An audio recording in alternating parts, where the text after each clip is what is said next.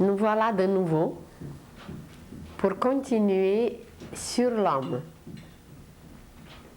Nous le savons déjà que notre thème général, c'est « Connais-toi toi-même ».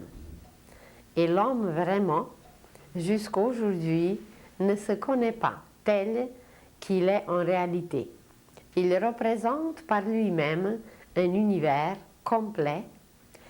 Et aujourd'hui, à cause de certains changements qui vont arriver dans sa vie, qui vont arriver sur la planète, l'homme va entrer dans une école divine, où il va apprendre à se connaître. Nous avons mentionné dernièrement que l'homme possède une puissance extraordinaire qui est sa pensée. Mais il ne sait pas encore utiliser cette puissance qui lui a été donnée, ça fait déjà des millénaires, et jusqu'à aujourd'hui, cette énergie merveilleuse qui est créatrice dans sa nature, l'homme l'utilise pour la destruction. Et évidemment que c'est lui-même qui est détruit d'abord, c'est la vie autour qui est détruite et c'est toute la planète qui subit les conséquences. Présentement, partout sur la Terre, la conscience s'éveille. Et cet éveil de la conscience va permettre à l'homme d'utiliser la pensée, qui est une puissance créatrice, de l'utiliser pour ses vrais buts, pour les buts pour lesquels elle a été donnée. Et pour se connaître un peu plus sur ce plan, on en a parlé, que sur chaque plan, l'homme a une préparation spéciale, l'homme a un appareil spécial qui utilise certaines matières sur chaque plan. Comme nous avons par exemple au niveau physique, le corps physique qui nous permet de manger, de boire, de respirer, qui nous permet d'être en contact avec les autres, de nous déplacer.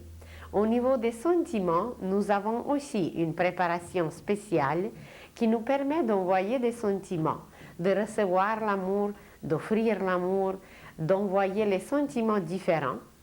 Et c'est à travers le corps sentimental que l'homme peut se manifester sur un autre plan. Et sur un plan encore plus élevé, l'homme possède une autre préparation qui est son corps mental, et le corps mental capte les pensées, il les travaille, il les accepte, il les vérifie, toujours en collaboration avec le cœur, qui est beaucoup plus ancien que le cerveau. Et nous nous sommes dit que le vrai directeur, celui qui décide tout, celui qui accepte la pensée, c'est en réalité le cœur. Et quand nous sommes en harmonie avec le cœur, quand nous lui laissons son travail, c'est dans ce cas que nous ne nous trompons jamais, nous ne commettons jamais d'erreur, car le cœur est un appareil de l'âme. Tandis que le cerveau, il est encore en préparation, il est encore assez jeune, et à cause de ça, il ne peut pas encore agir sagement. Maintenant, il y a tout un éveil chez certains êtres, chez certaines créatures, qui essayent de rejoindre le monde intérieur, qui essayent d'éveiller leur conscience volontairement. Et c'est merveilleux, car une partie de l'humanité, grâce à cet éveil, et grâce à ce travail pour rejoindre l'âme, cette partie de l'humanité va entrer dans une nouvelle époque où elle va préparer des conditions complètement nouvelles, des conditions d'une vie dont on n'a aucune idée. Nous en avons déjà parlé, que la Terre finit présentement plusieurs cycles et qu'à travers la fin de ces cycles, l'homme prépare d'abord en lui-même des conditions nouvelles, il se prépare donc lui-même et il prépare autour de lui quelque chose qui n'a jamais existé sur la Terre, ça va être une vie complètement nouvelle. Et comme l'homme intuitivement ressent que la vraie source de la lumière, de la joie, de l'amour lui viennent de son âme. C'est justement pour ça qu'il essaye de se tourner vers son intérieur et d'y chercher des merveilles. Car il n'y a rien à l'extérieur, tout est déposé déjà en nous depuis l'éternité et c'est à nous maintenant de tourner notre conscience vers l'intérieur et de trouver les trésors cachés qui sont en nous et qu'on va extérioriser et qui nous permettront justement de vivre cette nouvelle époque qui s'en vient. Cette recherche de l'intérieur par l'homme, elle se passe par des façons différentes. En réalité, il y a deux façons par lesquelles l'homme avance et il apprend à se connaître. La première, qui est la plus répandue, la première qui est très ancienne et que l'homme préfère, c'est la souffrance. C'est à travers les souffrances que l'âme nous mène jusqu'au pied du mur. Et là, à travers les souffrances, l'homme se réveille, l'homme commence à se connaître davantage et à utiliser cette source extraordinaire qui est en lui et qui coule à travers l'âme. Alors la masse, la foule, elle préfère le moyen qui est drastique, le moyen qui n'est pas facile, c'est ce moyen qui nous éveille, qui nous rend conscients de tout à travers les souffrances. Mais il y a un autre moyen qui est moins facile. À travers les souffrances, on est obligé. On ne fait aucun effort et on est obligé de souffrir parce qu'on n'a pas voulu faire autrement. Mais ceux qui acceptent la voie de la joie, ceux qui acceptent la voie, en apparence, ce sont des efforts, mais ces efforts n'apportent que la joie. Alors, dans les écoles initiatiques qui ont toujours existé et dont on va parler la prochainement, à travers les écoles initiatiques, on apprenait à écouter la voix de l'âme, mais à travers la joie, à travers un travail qui nous apporte toujours un émerveillement, un enthousiasme et quelque chose de beau. Alors, ce choix que certains disciples, que certains humains faisaient, ce choix leur apportait une joie ininterrompue, une paix intérieure extraordinaire qui n'arrêtait plus jamais. Et ça dépendait toujours et toujours d'un choix conscient. Et aujourd'hui, pour beaucoup, ce n'est pas encore vraiment conscient, mais par leur intuition, ils ressentent qu'il y a quelque chose de mieux, quelque chose de plus merveilleux, quelque chose de plus riche, mais on ne sait pas encore qu'est-ce que c'est, ce côté qui est riche, ce côté merveilleux et ce côté joyeux. Et vous en avez sûrement entendu parler aujourd'hui qu'il y a beaucoup d'êtres qui se dirigent vers la méditation. Nous avons parlé dernièrement de l'observation et de la concentration. Et on s'est dit que depuis des millénaires et des millénaires, l'homme apprend à observer. Mais nous n'avons pas encore tout vu. Observer, si vous décomposez le mot, vous allez trouver un préfixe ob et servez. Servez, serve, qui veut dire servir. C'est la même racine que servir. Alors par l'observation, l'homme apprend à servir l'âme. Car l'âme, c'est la princesse divine qui est en nous, c'est la maîtresse qui nous dirige, c'est la directrice, et c'est elle que nous devons apprendre à servir. Et imaginez un petit enfant qui se trouve dans une famille, comment, par les petites observations, il apprend vraiment à servir les autres âmes. Il ne faut pas penser que nous sommes une seule âme au monde. Chaque objet, chaque chose, chaque être possède son âme. Et alors, un enfant qui sait bien observer, un enfant apprend à servir parce que, en regardant, il voit que son grand-père a besoin des pantoufles. En observant, il voit que sa grand-mère a besoin d'un verre d'eau. Et voilà, seulement en observant, l'enfant apprend énormément et l'enfant apprend l'essentiel, c'est servir l'âme. Pour un adulte, c'est la même chose. Imaginez que nous venons pour choisir un métier à travers lequel l'âme s'exprime. Mais pour apprendre un métier, l'homme doit apprendre d'abord à observer, car exercer déjà un métier, c'est se concentrer. Mais avant d'avoir la possibilité de se concentrer, nous devons apprendre à observer. Alors les élèves, évidemment que la concentration est présente, mais à l'école des élèves, on exige tout d'abord une observation. Et que voilà, petit à petit, à travers les années, à travers tout cet apprentissage, l'enfant apprend à servir ce que l'âme a choisi. Elle a choisi un métier et voilà, lui, en observant, apprend à la servir.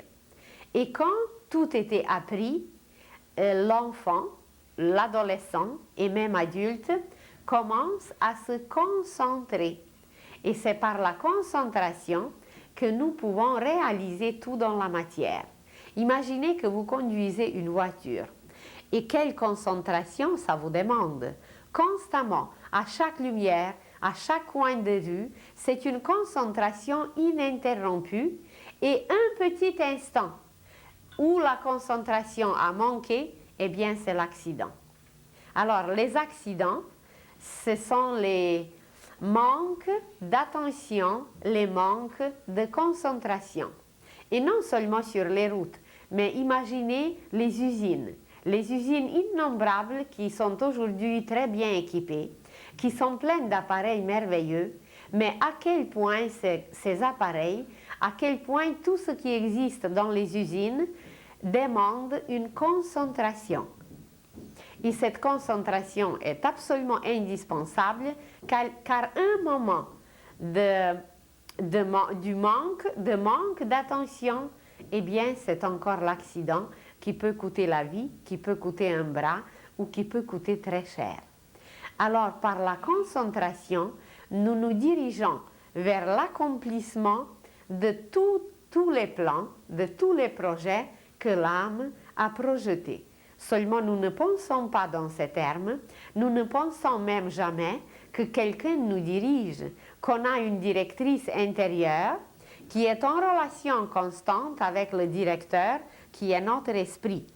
Seulement l'esprit, eh bien l'esprit il est partout, il est omniscient, il est omniprésent, il est constamment partout, alors tandis que c'est la maîtresse qui garde la maison, qui reste dans le temple, présentée par notre corps physique. Et c'est elle qui dirige tous nos mouvements, c'est elle qui choisit avant de venir sur la terre, c'est elle qui choisit notre métier parce qu'elle sait quelle qualité nous devons travailler à travers un tel ou à travers un autre métier. Et voilà, quand nous nous concentrons comme il faut, nous observons en même temps, donc nous servons notre âme, mais par la concentration, nous la réalisons. Et imaginez que tout le monde sur la terre qui travaille, qui se concentre, qui conduit des avions, qui conduit des voitures, qui s'occupe des enfants, qui accomplit un travail quelconque, tout ce monde, en réalité, est concentré et il réalise des projets de l'âme. Mais personne ne pense à cette directrice, à cette princesse extraordinaire ou à cette reine plutôt. Personne ne pense que c'est elle qui est l'essentiel, que c'est elle qui est principale. Et aujourd'hui, ceux qui se sont rendus compte que c'est elle, ceux qui se sont rendus compte que l'âme, elle possède un génie infini, que c'est de l'âme que tout notre génie, que tous nos dons proviennent. Ceux qui se sont rendus compte, ils veulent communiquer avec l'âme consciemment. Et pour communiquer avec l'âme consciemment, on accomplit, on fait ce qui est appelé méditation. Méditation, si nous regardons de quoi est composé ce mot, nous allons trouver un préfixe, med, ça veut dire entre, au milieu, entre quelque chose, entre deux rives, entre deux mondes, entre deux côtés, ça veut dire au milieu. Et alors la première partie c'est ce préfixe, et ita, iti, nous allons parler bientôt de l'initiation. Initiation. Alors il y a iti, ita, mais dita, ita, ça veut dire aller. Alors le mot nous décrit qu'est-ce que nous faisons en méditation. Il nous décrit que nous allons, que nous devenons un intermédiaire, nous sommes au milieu entre l'âme et entre le monde physique qu'elle doit contacter et où elle doit se réaliser. Si vous imaginez un X tout simplement, alors ce X, il va avoir un point au milieu qui relie le triangle d'en haut avec le triangle d'en bas. Et la méditation est située justement là où les deux barres de X se croisent. C'est là que la méditation est située, c'est là que nous allons dans le plan mental, dans le monde mental, où nous devons communiquer avec notre âme.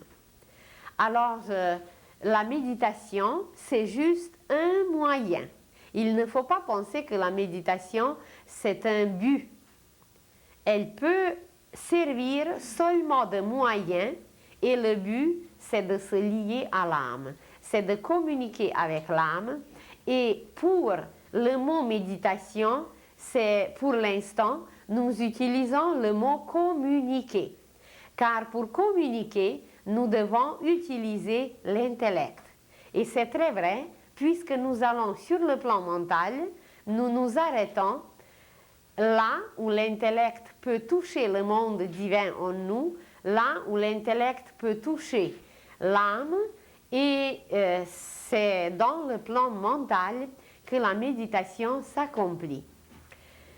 Et comment nous pouvons communiquer avec l'âme? Eh bien, c'est que l'homme doit, par cette concentration, par cette observation, par lesquelles il était mené très très longtemps, pendant des vies et des vies, pendant des millénaires, pendant des siècles, il était mené à apprendre, à savoir, de se concentrer. Et alors, quand il a appris à se concentrer suffisamment, il est capable de diriger cette concentration non seulement vers le bas, ça veut dire vers la réalisation à travers la matière, vers le monde physique. Mais il est capable de diriger cette concentration vers le monde de l'âme, vers le monde supérieur, d'où il peut puiser tout le génie que l'âme possède. Imaginez un génie, tout simplement un génie, qui apporte pour l'humanité entière des inventions merveilleuses. Et chaque invention, pour qu'elle soit reçue, elle exige, elle demande une communication avec l'âme. Cette communication, pour certains génies, elle est consciente ou à moitié consciente ou même inconsciente. Mais elle est indispensable pour pouvoir capter les grandes formules, la construction des appareils, comment bâtir un avion, comment aller sur la Lune. Alors, toutes ces images sont captées de la région de l'âme qui s'appelle justement l'imagination. Le monde de l'imagination, c'est le monde de la sémence, et dans chaque petite sémence est cachée une image merveilleuse, et celui qui sait la capter, celui qui sait aller la chercher, eh bien, il devient chez nous un génie, et il devient un être qui a appris et qui sait communiquer avec ce monde merveilleux de l'âme où tout est, où on peut tout prendre, où on peut tout utiliser et surtout donner aux autres à ceux qui ne peuvent pas encore s'y rendre. Alors, la méditation, la vraie, c'est le moyen pour aller au milieu, ça veut dire pour aller communiquer entre le monde divin et le monde matériel. Et cet effort, ce travail, nous pouvons le faire aujourd'hui par la pensée. Nous pouvons aller spécialement se donner un but et aller communiquer avec l'âme, qu'elle nous révèle des choses, car nous vivons aujourd'hui l'époque des révélations. Et c'est à cause de cette époque, c'est à cause que notre conscience est prête pour des révélations, c'est que ça devient indispensable de communiquer avec l'âme et de recevoir ces révélations. La révélation, dans un autre terme, s'appelle l'Apocalypse. Et l'Apocalypse d'aujourd'hui que nous vivons, ce n'est rien d'autre que des révélations que l'âme possède pour nous, que l'âme a préparées pour nous, mais nous ne pouvons pas les recevoir parce que nous ne savons pas les capter et nous ne les comprenons pas. Alors pour le faire, pour recevoir ces révélations, pour recevoir ces merveilles que l'âme nous a préparées, nous pouvons utiliser un moyen qui est comparable à un moyen de transport, si vous voulez, ou à un moyen de communication. Et ce moyen de communication s'appelle méditation. Ça veut dire aller au milieu, aller à un endroit, dans un état plutôt, qui nous permet de tout capter, de tout comprendre, de tout saisir, tout ce que l'âme nous a préparé comme révélation. Et maintenant, comment le faire? Alors, il y a tout un apprentissage, il y a tout un travail à suivre pour ceux qui veulent vraiment comprendre le langage de l'âme. Le langage de l'âme, il est très spécial car il est symbolique. Et c'est à travers les symboles que nous pouvons apprendre à la comprendre. C'est un travail qui est comparable à une mastication mentale. Vous imaginez que nous prenons dans la bouche une nourriture. Et pour que cette nourriture soit absorbée par notre corps, nous devons la préparer déjà dans la bouche, nous devons la broyer, cette nourriture, pour qu'elle soit bien adaptée, pour qu'elle soit accessible à notre corps. Alors, imaginez que déjà dans la bouche, nous préparons la nourriture pour la rendre bonne, correcte pour notre corps. Et nous recevons de cette façon les pensées, qui sont une nourriture sur un autre plan. Nous recevons aussi les sentiments, qui sont la nourriture sur un autre plan. Donc, l'homme se nourrit non seulement de la nourriture physique, telle que nous la voyons dans notre assiette, mais l'homme se nourrit de nourritures différentes et il n'est pas au courant, il n'est pas conscient que nous absorbons les nourritures les plus différentes. Imaginez, par exemple, quelqu'un qui vit seulement dans la beauté.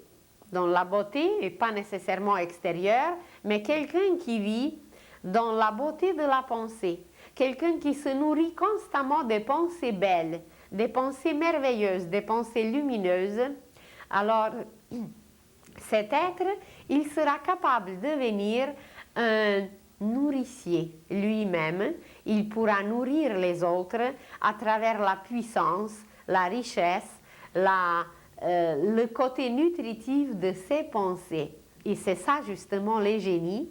Les génies deviennent les nourriciers de l'humanité. Les êtres, les grands êtres comme des grands penseurs, des grands philosophes, des grands maîtres, des grands initiés, ils offrent, par leurs pensées merveilleuses, ils offrent à toute l'humanité, ils offrent une nourriture magnifique.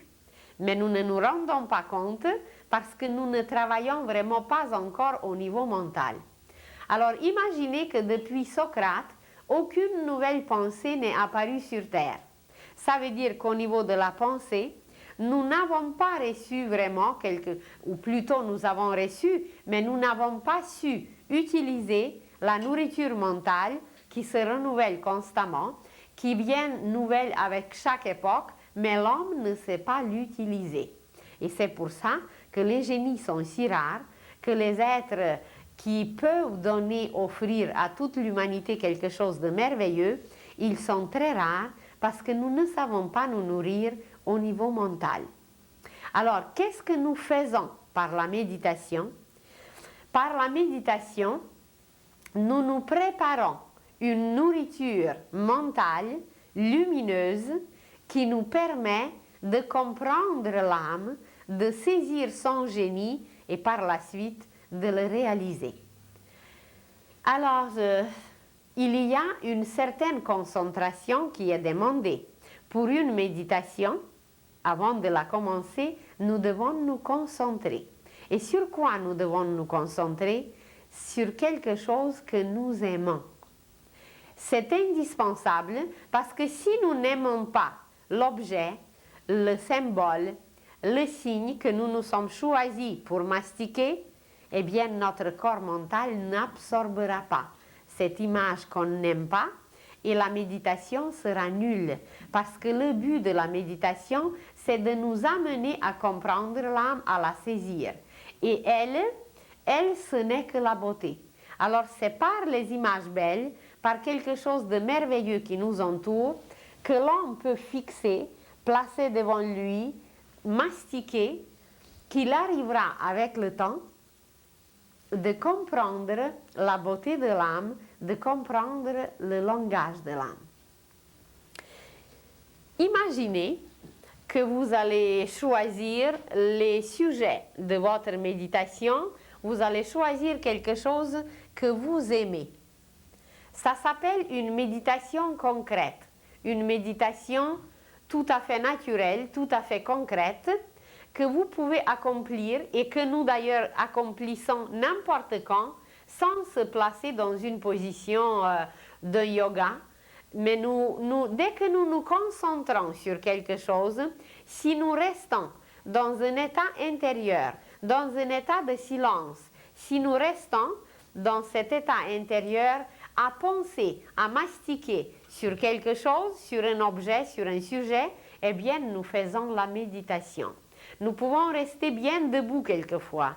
Nous pouvons prendre une pause plus commode. Nous pouvons nous asseoir sur une chaise. Mais pour que la méditation soit valable, pour que la méditation soit correcte, ça nous demande une concentration intérieure qui exclut tout bruit. Et supposez que vous vous concentrez sur une fleur. Vous voyez sur l'image une fleur. Une fleur, c'est le symbole de l'amour. Et ce qu'il faut savoir, c'est que chaque mot, chaque image, peu importe qu'est-ce qu'elle représente, peu importe de quel mot il s'agit, chaque mot est un symbole. Alors, supposez que vous choisissez comme l'objet de votre mastication, comme la nourriture, pour se lier à l'âme, vous choisissez la fleur. Mais on n'a aucune idée quelle énergie on peut capter à travers le mot même fleur. Vous prononcez fleur, fleur, fleur des centaines de fois et ce mot va créer un champ vibratoire et ce champ vibratoire, à cause du symbolisme de la fleur, va nous permettre de capter les courants de l'amour parce que la fleur correspond à l'amour. La fleur est un symbole de l'amour. Supposez maintenant que vous choisissez quelque chose d'autre, que vous choisissez par exemple l'oiseau que vous voyez ici. Et l'oiseau, comme symbole, il nous attache à la liberté, il nous attache à tout ce qui s'envole, à tout ce qui se détache de la matière et aussi l'oiseau symbolise le Saint-Esprit. Alors seulement en regardant un oiseau, même on ne médite pas, on se concentre sur une image que vous voyez. Vous voyez devant vous de s'envoler un oiseau. Et c'est déjà une concentration qui peut nous guider, qui peut nous mener à une méditation si nous nous plaçons dans un état intérieur. pas se placer extérieurement, mais se mettre dans un état intérieur où nous captons les énergies de cette image et nous n'avons aucune idée quelle énergie de l'âme passe par cette image sur laquelle nous concentrons, parce que cette image devient notre plat. Cette image devient notre nourriture et par son symbolisme, qui est toujours cosmique, par ce symbolisme, l'image nous nourrit. Et à travers cette image, nous captons certaines énergies qui vont nous rendre à la longue, quand nous allons vraiment de cette façon se lier sans cesse aux énergies de l'âme qui vont nous rendre créateurs. Et c'est pour ça que l'humanité aujourd'hui est complètement dans la destruction. L'humanité d'aujourd'hui ne sait pas créer parce qu'elle ne sait pas profiter, elle ne sait pas bénéficier, elle ne sait pas retirer les énergies qui coulent vers nous à travers chaque image. Chaque image est vivante, ce n'est pas quelque chose de mort.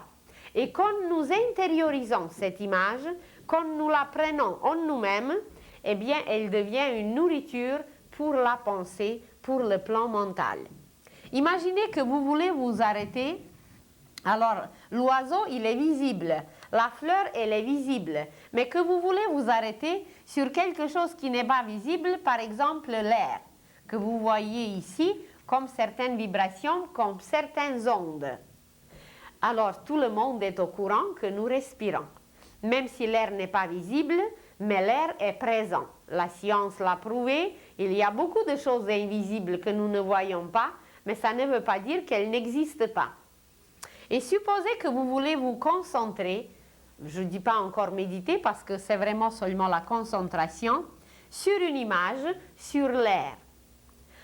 Vous allez respirer plus profondément, vous allez même sentir à travers vos narines la présence de l'air, l'existence de l'air, et seulement en se concentrant sur le mot, sur l'image de l'air qu'on essaye de respirer, nous retirons consciemment des énergies de cette image.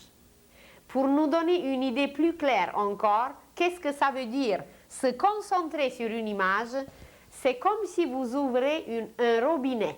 Imaginez que dans votre cuisine, il y a plusieurs robinets.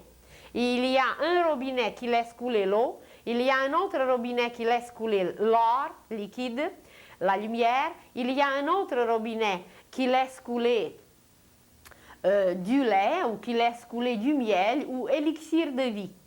Alors les images que nous prenons et qui sont une nourriture pendant ce travail de la méditation, ces images, chaque image, c'est une source.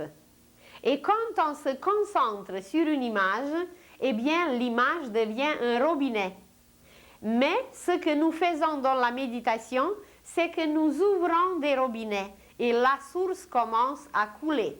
Et cette source, elle provient toujours de l'âme, seulement elle a des manifestations les plus diverses, les plus différentes. Chaque image fait couler la source de l'âme, mais différemment. Si vous prenez la fleur, ça va être l'amour. Si vous prenez l'air, ça va être la puissance. Si vous prenez l'oiseau, ça va être la liberté, l'envol, l'enthousiasme. Ici, au milieu, vous voyez l'homme. L'homme, symboliquement présenté. Supposez que vous voulez vous concentrer sur l'homme. Vous n'avez aucune idée quelle sorte de robinet vous ouvrez.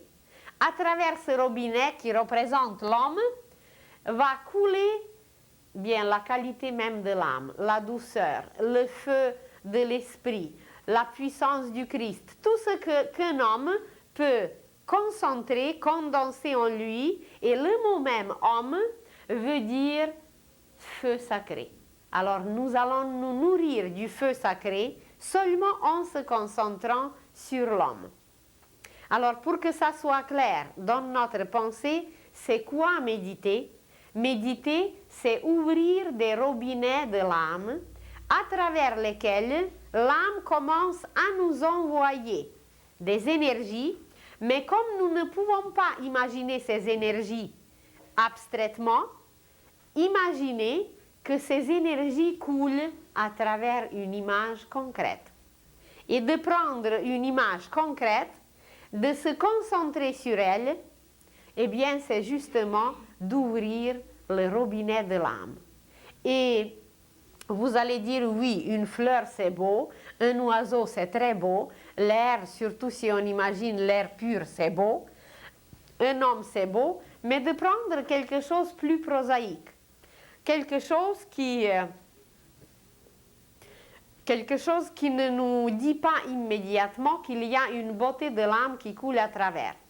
Alors, un objet qui est très, très ordinaire, supposez une chaise. Vous prenez une chaise comme le sujet de la méditation et vous commencez à méditer sur la chaise. Pas en y restant, mais de méditer, de prendre la chaise comme un sujet de méditation. Ça veut dire que nous ouvrons un robinet. Et quand nous ouvrons un robinet, l'âme commence à nous révéler des choses. Et plus notre méditation est concentrée, plus l'âme nous révèle le symbolisme de ce qu'on a choisi. Bon, supposez la chaise. D'abord, vous allez découvrir, en se concentrant sur la chaise, que c'est un objet merveilleux et qu'à travers cet objet, il y a un service qui s'accomplit parce que la chaise nous sert pour quelque chose. Alors vous commencez à regarder la chaise de tous les côtés, à mastiquer cet objet, à mastiquer tout ce qu'elle peut présenter. Alors, vous pouvez penser, en mastiquant, en pensant, que par exemple, en Orient, ils n'ont pas de chaise. Mais nous, en Occident, on a des chaises. Et vous pouvez commencer à chercher des raisons. Pourquoi en Orient, ils n'utilisent pas les chaises, tandis que nous, en Occident, on utilise des chaises? Et d'où proviennent des chaises? Qui possédait des chaises jadis? Alors, les chaises proviennent du trône. Jadis, il y avait seulement des rois qui possédaient des chaises qui étaient bien décorées, des chaises qui étaient spéciales, mais tout le monde s'assoyait à terre. Tandis que plus tard, quand le roi a commencé à honorer, quand le roi donnait ses honneurs, quand il montrait son respect envers ses serviteurs, ceux qui le servaient bien, il leur permettait aussi de s'asseoir sur une chaise.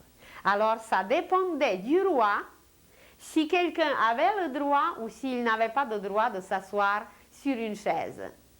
Et imaginez que toute cette histoire de la chaise, c'est l'âme qui va nous révéler, elle va laisser couler en nous cette énergie et il y a un film qui va se dérouler devant nos yeux, que l'histoire de tout ce qui existe, parce que l'âme, elle la possède cette histoire, elle va tout révéler devant nos yeux si on sait se concentrer et se lier à l'âme, ça veut dire ouvrir cette source, ouvrir le robinet, et voilà, à travers le robinet, les merveilles des merveilles commencent à se dérouler devant nos yeux.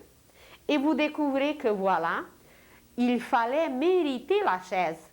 Pour que le roi permette de s'asseoir sur une chaise, il fallait être un héros, il fallait être courageux, il fallait être audacieux, il fallait accomplir des services spéciaux.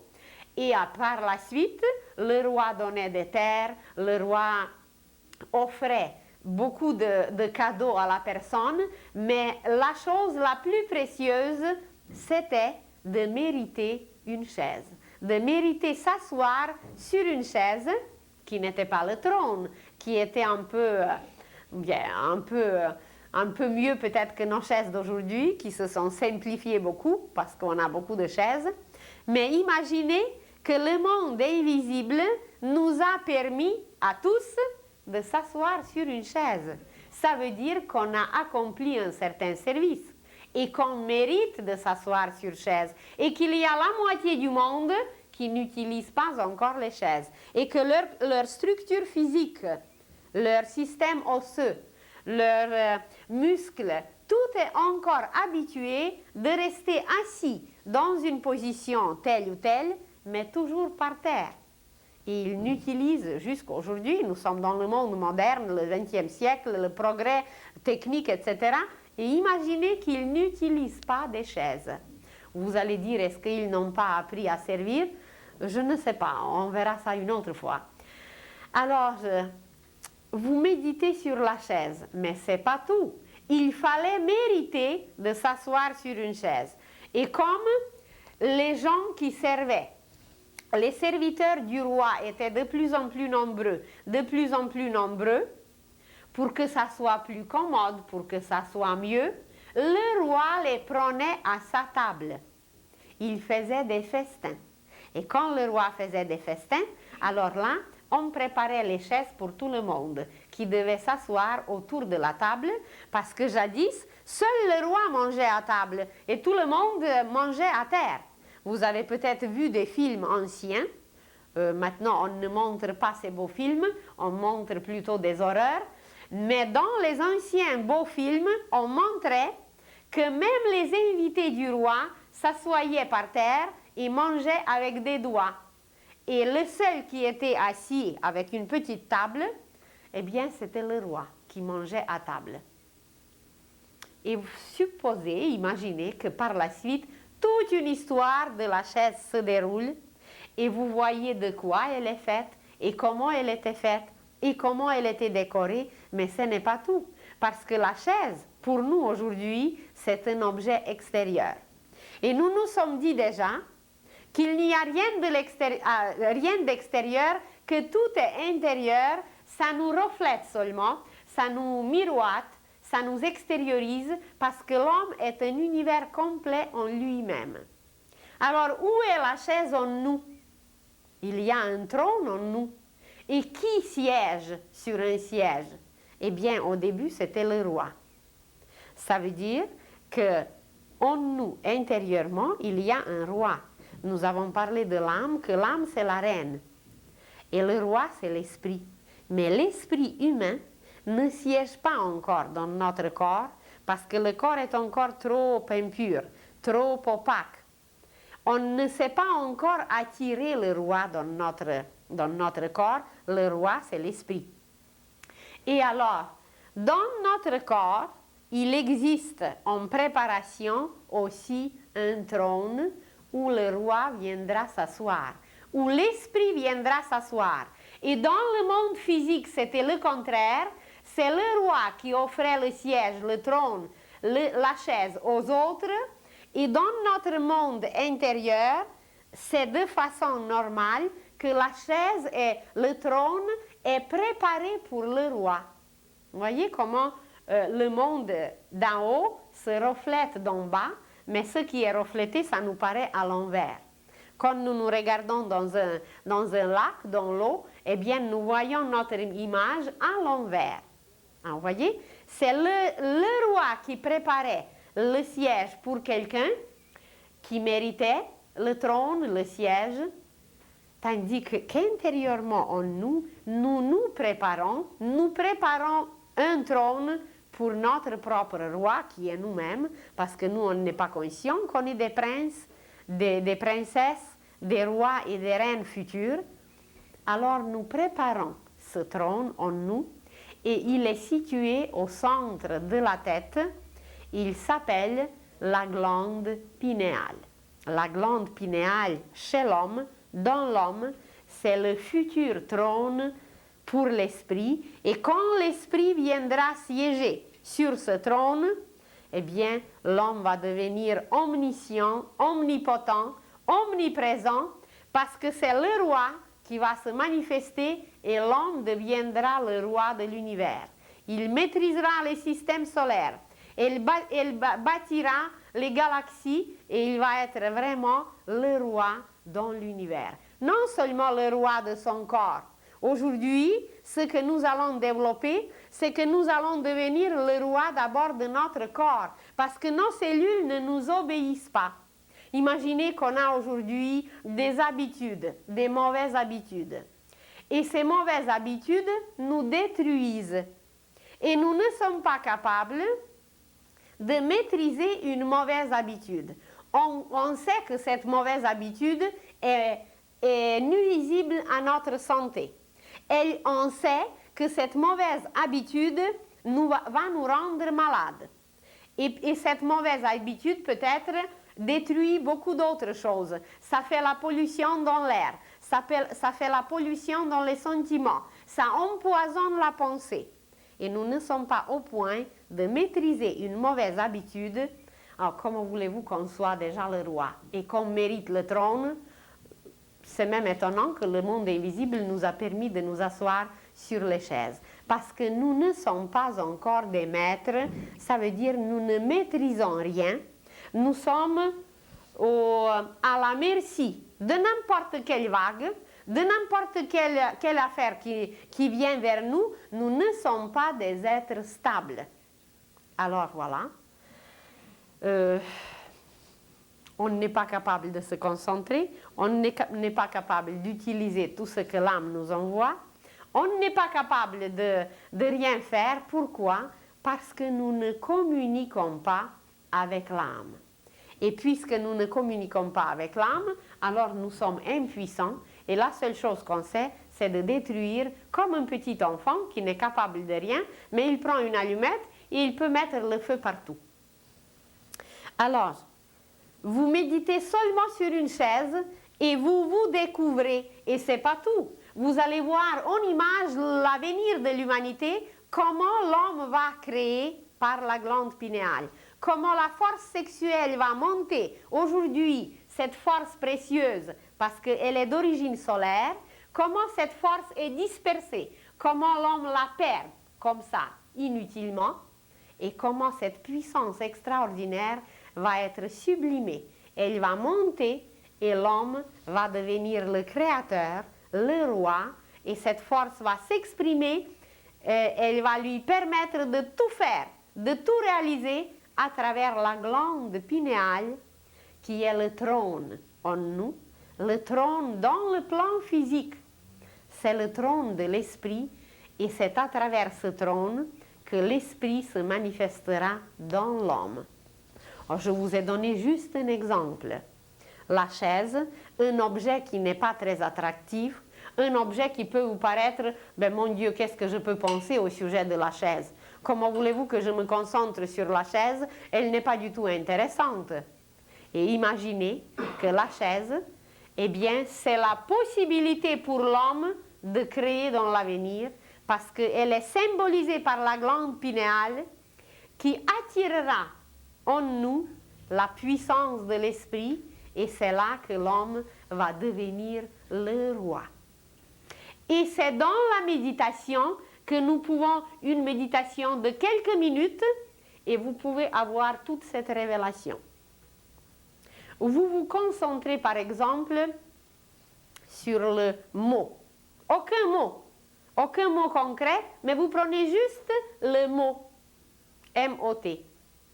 Et puis vous vous dites, mais pourquoi il existe des mots? Comment se fait-il qu'on a des mots? Et on prononce un mot, et il y a des façons à prononcer chaque mot. Et vous prenez le mot, et après vous pouvez prendre un autre mot, je ne sais pas, Marie, ou Joseph, ou l'air, n'importe quel mot. Et l'âme va vous révéler dans la méditation, si vous vous concentrez bien, que chaque mot a un champ vibratoire.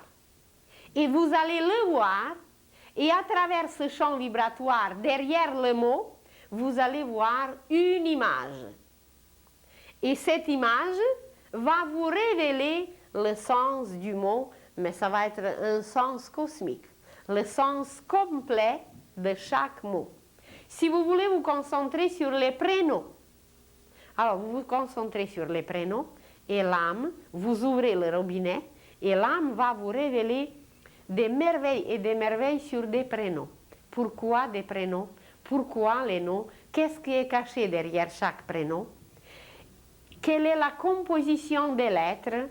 Vous prenez n'importe quel prénom et vous commencez à l'analyser. Vous prenez par exemple Daniel. Et par le prénom, vous allez découvrir que tout le monde est caché, que la partie d'Anne, ça veut dire jour. La partie Da, ça veut dire Dieu. La partie Elle, la fin, c'est le nom de Dieu. Et il y a encore des merveilles et des merveilles qui sont cachées dedans, et ça va se dérouler comme sur un film devant vous. Ça va vous pénétrer comme un flot de pensées. Pas nécessaire quelquefois de voir les images, mais vous allez comprendre instantanément si le robinet était ouvert. Alors, je crois que ce n'est pas compliqué de comprendre qu'est-ce que c'est la méditation. La méditation, c'est la mastication au niveau de la pensée. Nous prenons une nourriture qui est un objet, qui est un mot, qui est une image, et à travers ce mot, nous commençons à se lier avec l'âme qui déverse un flot de nourriture infinie et qui déroule devant nos yeux des images, l'histoire, la signification, le symbolisme, tout ce qui est caché dans chaque objet, dans chaque mot, qui ne sont que des symboles. Et que voilà, on devient petit à petit omniscient. Car l'âme qui est omnisciente, elle est là pour nous révéler tout. Elle est là, notre directrice, et elle possède ses richesses toujours pour nous. Alors, la méditation, ce n'est rien d'autre que l'apprentissage à communiquer avec l'âme. Je n'ai pas dit communier, j'ai dit seulement communiquer, parce qu'à travers les images simples, concrètes, nous faisons couler les énergies. Et quand nous faisons couler ces énergies correctement, l'image se déroule, l'image se découvre, et l'âme nous montre toute une histoire, et c'est la façon joyeuse d'apprendre, de se réveiller et de devenir conscient.